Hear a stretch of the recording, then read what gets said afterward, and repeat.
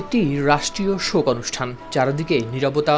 একে একে বিশ্বের বিভিন্ন দেশের প্রতিনিধিরা এগিয়ে যাচ্ছেন শেষ শ্রদ্ধা জানাতে। ঠিক সেই সময়ে ভেসে আসছে পবিত্র কোরআনের তেলাওয়াত। প্রথম দেখায় এটি স্বাভাবিক একটি ধর্মীয় আয়োজন বলেই মনে হতে পারে, কিন্তু কিছুক্ষণ পরেই সামাজিক যোগাযোগ মাধ্যমে শুরু হয় ভিন্ন ধরনের আলোচনা।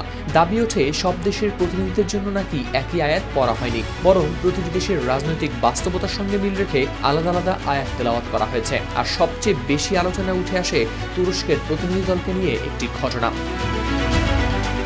দাবি অনুযায়ী তুরস্কের ভাইস প্রেসিডেন্টের নেতৃত্বে প্রতিনিধি দল যখন শ্রদ্ধা জানাতে এগিয়ে যাচ্ছিল, তখন তেলাওয়াত করা হচ্ছিল সূরা নিসার 95 নম্বর আয়াত, যার অর্থ হলো যে মুসলিমগণ কোনো ওজর না থাকা সত্ত্বেও যুদ্ধে যোগদান না করে ঘরে বসে থাকে, তারা ও আল্লাহর পথে নিজেদের মাল ও জান দ্বারা জিহাদকারীগণ সমান নয়। যারা নিজেদের মাল ও জান দ্বারা জিহাদ করে, আল্লাহ তাদেরকে যারা বসে থাকে তাদের উপর মর্যাদায় শ্রেষ্ঠত্ব দিয়েছেন। তবে আল্লাহ সকলকেই কল্যাণের প্রতিশ্রুতি দিয়েছেন। আর যারা ঘরে বসে থাকে, আল্লাহ তাদের উপর মুজাহিদদেরকে শ্রেষ্ঠত্ব দিয়ে মহাপুরস্কার দান করেছেন।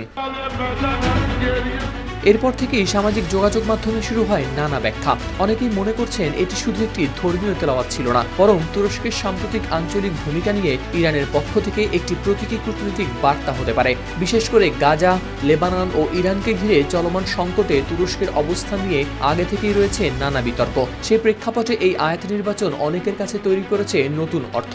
তবে ইরানের সরকার বা অনুষ্ঠান আয়োজকদের পক্ষ থেকে এ বিষয়ে কোনো আনুষ্ঠানিক ব্যাখ্যা দেওয়া হয়নি। অর্থাৎ এটি পরিকল্পিত বার্তা ছিল কিনা সে বিষয়ে নিশ্চিতভাবে কিছুই বলা যাচ্ছে না।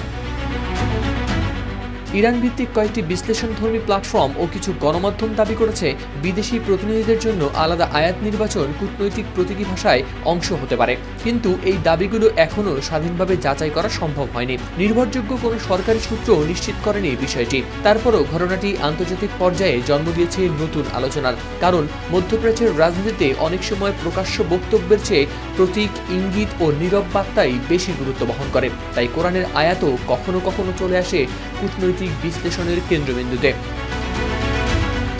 হাওলাদার শামীম, RTV।